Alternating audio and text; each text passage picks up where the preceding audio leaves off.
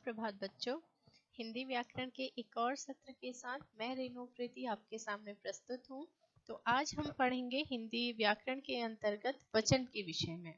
वचन क्या है, किसे वचन कहते हैं, वचन के कितने भेद हैं, किस प्रकार व्याकरण में नियमों के अंदर इसे प्रयोग किया जाता है, इसके बारे में आज हम इस सत्र के अंतर्गत विस्तार से जानकारी प्राप्त करेंगे। तो चलिए आगे बढ़ते हैं।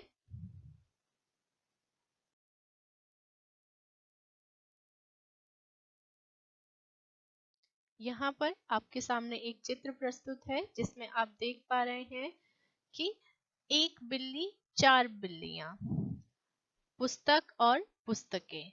यहाँ पर इन चित्रों में या मेरे द्वारा कहे गए वाक्यों में आपको मुख्य रूप से क्या अंतर दिखाई दे रहा है? एक बिल्ली, चार बिल्लियां। या फिर हम चित्र को भी देखें तो हमें अंतर क्या है स्पष्ट रूप से समझ में आ रहा है कि यहाँ पर बिल्ली की संख्या के बारे में हम बात कर रहे हैं। बिल्ली एक है अथवा अनेक है। उसी प्रकार पुस्तक एक है अथवा अनेक है। तो यहाँ पर हम मुख्य रूप से किसके बारे में बात कर रहे हैं? संख्या के बारे में बात कर रहे हैं। ठीक है, तो संख्या वचन क्या है? एक प्रकार से बिल्कुल सरल भाषा में अगर आपको बताया जाए तो वचन किसे कहते हैं? संख्या को कहते हैं। वचन क्या है? संख्या है। किसी भी चीज की संख्या को हम क्या कहते हैं? वचन कहते हैं, बिल्कुल आसान भाषा में। अब हम आते हैं परिभाषा में। तो व्याकरण के अंतर्गत हर किसी बिंदु को स्पष्ट रूप से उसका अर्थ निर्धारित करने के लिए उसे वाक्यबद्ध किया गया है। वाक्य में कुछ स्पष्ट शब्दों के साथ बांधा गया है जो शब्द उस चीज के अर्थ को स्पष्ट करते हैं। उसी को हम क्या कहते हैं? परिभाषा कहते हैं। तो वचन की परिभाषा व्याकरण के अंतर्गत इस प्रकार से दी गई है कि संज्ञा के जिस भेद से उसके एक अथवा अनेक होने का पता लगे उसे हम क्या कहते हैं? वचन कहते हैं। अर्थात संज्ञा के जिस रूप से हमें यह पता लगे कि वह वस्तु एक है अथवा एक से अधिक है, उसी को हम क्या कहते हैं? वचन। जैसे कि मैंने पहले भी बताया, वचन को अगर बिल्कुल सरल शब्दों में समझ जाए तो वचन क्या है? संख्या। संज्ञा के संख्या है वचन। जैसे यहाँ पर उदाहरण के साथ भी आप देख सकते हैं, लड़का, लड़के, पत्ता, पत्ते, बूंद, बूंदें, मैं, हम, रस्सी, रस्सियां। यहाँ पर एक और अनेक होने का स्पष्ट रूप से हमें पता चल रहा है जब हम कहते हैं लड़का, अर्थात एक लड़के की बात हो रही है। जब हम कहते हैं लड़के, अर्थात एक से अधिक लड़कों के विषय में बात हो रही है। पत्ता, किसी एक पत्ते के विषय में बात हो रही है। और पत्ते कह दें तो पत्ते के समूह के बारे में, एक पत्तों के समूह के विषय में हम यहाँ पर बात कर रहे हैं। बूंद, सिर्फ एक बूंद की बात हो रही है। अगला है बूंदे, अर्थात अनेक बूंदों की बात हो रही है। मैं, अपने लिए कहा गया है। हम, एक समूह के लिए कहा गया, जहां पर समूह अर्थात जहां पर एक से अधिक संख्या हो। रस्सी, उसी प्रकार रस्सी और रस्सियां। ठीक है, जहां पर किसी एक चीज की बात की जाए या अनेक चीजों की बात की जाए, संख्या जहां पर स्पष्ट हो, एक है अथवा एक से अधिक है, वहां पर क्या होता है? वचन होता है। अब परिभाषा पढ़ने के बाद जो दूसरी चीज आती है वो है भेद। वचन को कितने भेदों में, कितने भागों में बांटा गया है? वचन के कितने भेद हैं? तो वचन के दो भेद है। पहला है एक वचन और दूसरा है बहुवचन। ठीक है, एक वचन और बहुवचन। जैसे कि हिंदी में मैं हमेशा कहती हूँ कि हिंदी क्या है? एक जादुई भाषा है। सारा अर्थ क्या है? शब्द के अंदर छिपा हुआ है। अगर शब्द को समझ लिया जाए तो शब्द के अंदर या विषय के अंदर क्या क्या है वो हमें शीर्षक बता देता है। तो उसी प्रकार यहाँ पर शब्द है एक वचन। वचन अर्थात संख्या, एक संख्या, अथवा बहु अर्थात अनेक। वचन अर्थात संख्या, तो एक संख्या या फिर बहुत सारी या फिर अनेक संख्या। यहाँ पर एक संख्या, एक वचन। जहां पर किसी एक चीज की एक संख्या के बारे में बात की जाएगी उसे हम कहेंगे एक वचन। जहां पर एक से अधिक चीजों के बारे में बात की जाएगी, बहुत सारी चीजों के बारे में, अनेक चीजों के बारे में बात की जाएगी, वहां पर होगा बहुवचन। ठीक है, वचन का अर्थ है संख्या और एक और अनेक, बहु का अर्थ होता है अनेक। एक या अनेक चीजों के बारे में जहां पर की बात की जाएगी उन्हें एक वचन और बहुवचन कहेंगे। ठीक है,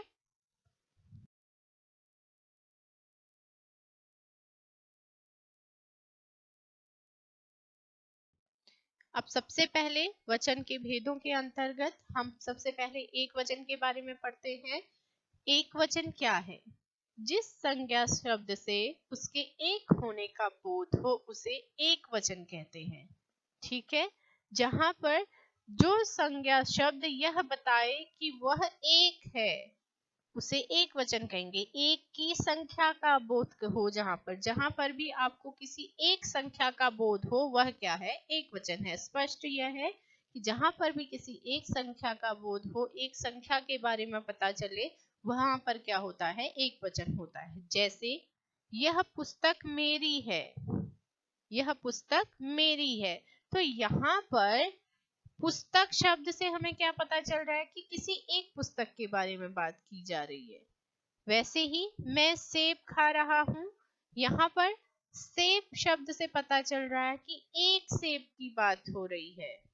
यह पौधा मेरा है, एक पौधे के बारे में बात हो रही है। जहां पर किसी एक चीज के बारे में बात हो वहां पर क्या होता है? एक वचन होता है। जैसे यहाँ पर पुस्तक शब्द, सेब शब्द और पौधा, ये तीनों ही क्या बता रहे हैं? किसी एक संख्या के बारे में बता रहे हैं। एक पुस्तक, एक सेब और एक पौधा। एक संख्या का जहां पर भी हमें ज्ञान होता है वहां पर कौन सा वचन होता है? एक वचन होता है। आया समझ में?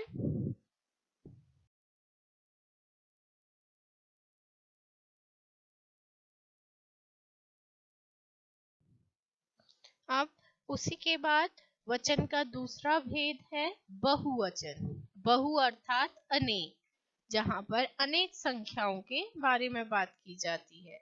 तो इसको हम इस प्रकार से परिभाषित इस प्रकार से किया गया है कि जिस संज्ञा शब्द से उसके अनेक होने का बोध हो उसे बहुवचन कहते हैं। जहां पर किसी कोई संज्ञा शब्द यह बताए कि वह संख्या में एक से अधिक है, वहां पर होता है बहुवचन। बहु अर्थात अनेक, वचन अर्थात संख्या। जैसे अब यहाँ पर उदाहरण की मदद से हम कैसे समझेंगे? अलमारी में रंग बिरंगी पुस्तकें हैं। संतरे मेज पर रख दो, पेड़ से पत्ते गिर रहे हैं। अब पहले उदाहरण को अगर हम देखते हैं तो हम यहाँ पर पाएंगे कि अलमारी में रंग बिरंगी पुस्तकें हैं, अर्थात एक से अधिक है, पुस्तकों की संख्या क्या है? अधिक है, अनेक पुस्तकों की बात हो रही है।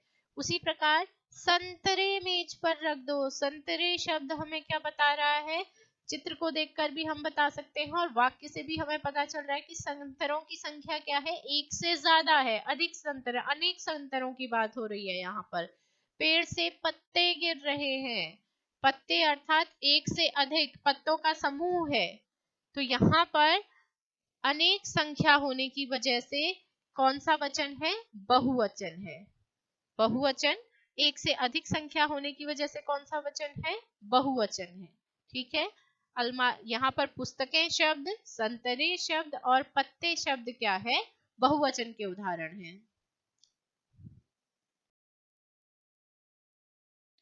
अब वचन का अर्थ और भेद के बाद सब इसके साथ ही सबसे महत्वपूर्ण चीज आती है कि वचन में परिवर्तन या बदलाव के कुछ नियम हैं। व्याकरण के अंदर वचन के बदलने के कुछ नियम दिए गए हैं कि किस प्रकार वचन में परिवर्तन होता है। अर्थात अगर किसी चीज को एक से अधिक संख्या में दिखाना है तो किस प्रकार उसमें परिवर्तन होता है। ठीक है, तो सबसे पहला मुख्य नियम जिसमें कई बार गलतियां होती हैं वो इस प्रकार है कि आकारांत, आकारांत अर्थात आ की मात्रा से अंत होने वाले पुल्लिंग शब्द जो होंगे उनका वचन जब बदलेगा तो उनके अंत में बिंदी नहीं लगेगी। ठीक है, जैसे पंखा, पंखे, पंखा का बहुवचन अगर हम बनाएंगे तो पंखे नहीं होगा, पंखे होगा। छाता, छाता का छाते होगा, छाते नहीं होगा। गमला, आ से अंत हो रहा है ना, पंखा, छाता, गमला, सबका सबका अंत किससे हो रहा है? सारे शब्द क्या है? आकारांत है। सारे शब्दों के अंतिम वर्ण के अंत में किसकी ध्वनि आ रही है? आ की ध्वनि आ रही है। तो पंखा, छाता, गमला, इनका जब आकारांत शब्दों का जब हम बहुवचन बनाते हैं तो उसके अंत में बिंदी नहीं लगती है। पंखा का पंखे, छाता का छाते, गमला का गमले। ठीक है, पंखे, छाते या गमले नहीं होगा। दूसरा महत्वपूर्ण नियम कहता है कि इकारांत शब्द अर्थात ई से अंत होने वाले शब्द, जब ऐसे शब्द होते हैं तो इनका वचन बदलते समय इन्हें पहले इकारांत किया जाता है, फिर या वो जोड़ दिया जाता है। अर्थात जैसे नदी, दवाई, चाबी, इसमें अंतिम शब्द क्या है? अंतिम वर्ण क्या है? किसकी ध्वनि आ रही है अंतिम में?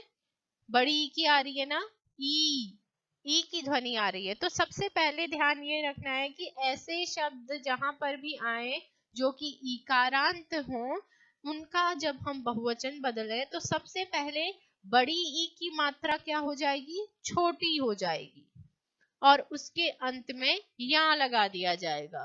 जैसे नदी या नदियां, दवाई या दवाइयां, चाबी या चाबियां।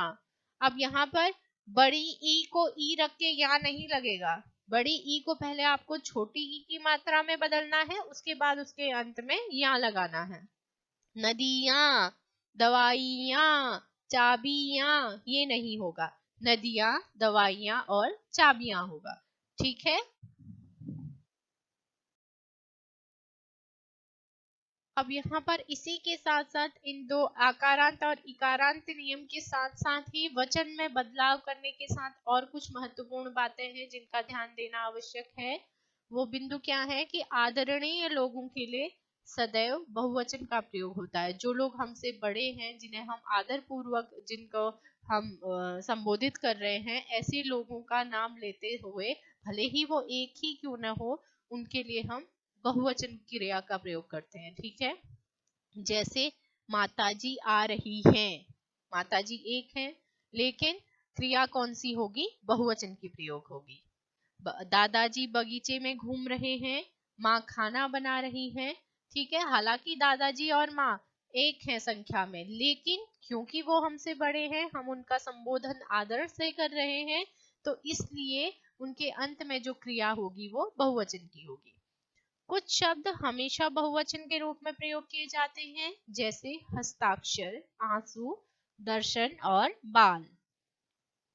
इसी के साथ साथ कुछ शब्द हमेशा एक वचन के रूप में प्रयोग किए जाते हैं, जैसे भीड़, पानी, जनता, सोना, बारिश, दूध आदि।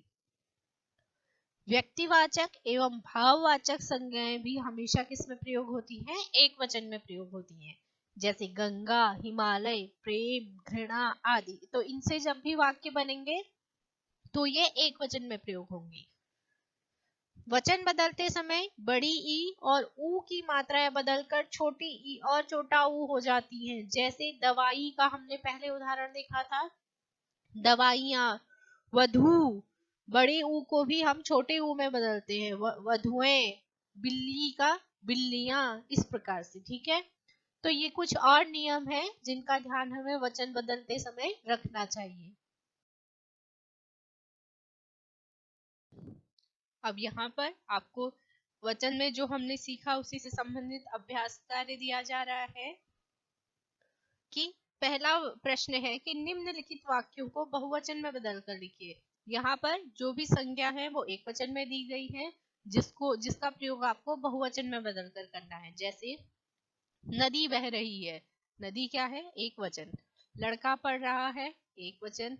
लड़की गजल गा रही है, लड़की भी क्या है? एक वचन है। उसने जलेबी बना ली, यहाँ पर जलेबी भी क्या है? एक वचन है। बंदर केला खा गया, पत्ता सूख गया। तो इन सारे वाक्यों को आपको बहुवचन में बदलना है। ठीक है। इनमें जो संज्ञा शब्द है इनको आप बहुवचन में बदलकर वाक्य निर्माण करेंगे। अगला है प्रश्न 2 निम्नलिखित शब्दों में से एकवचन और बहुवचन शब्द अलग अलग करके लिखिए। यहाँ पर आपको बहुत सारे शब्द दिए गए हैं। अब इनमें से आप एकवचन शब्द और बहुवचन शब्दों को अलग अलग छांट कर लिखेंगे। स्पष्ट है कक्षा, डिब्बे, नदियां, पत्तियां, अच्छाई, कठिनाई, पत्ता, तिथियां, खिड़की, पतंग, रसगुल्ला, मुर्गे। इन सभी शब्दों को आपको जो एक वचन शब्द है उनको एक वचन में लिखिए, जो बहुवचन शब्द हैं उनको बहुवचन के अंतर्गत लिखिए। आसान है, हम पाठ को पढ़ चुके हैं, समझ चुके हैं, ठीक है, तो हम आसानी से कर पाएंगे। मुझे उम्मीद है आपको पाठ अच्छे तरीके से समझ में आया होगा। पाठ में दिया गया अभ्यास कार्य आप आसानी से कर पाएंगे। आज के इस सत्र के लिए बस इतना ही। अगले सत्र में किसी और बिंदु के साथ, किसी और विषय के साथ फिर मिलेंगे। तब तक के लिए अपना ख्याल रखिए। धन्यवाद।